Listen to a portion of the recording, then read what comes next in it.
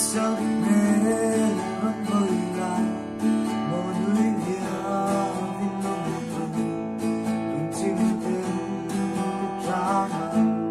nắng nhìn cũng về là ông có hơn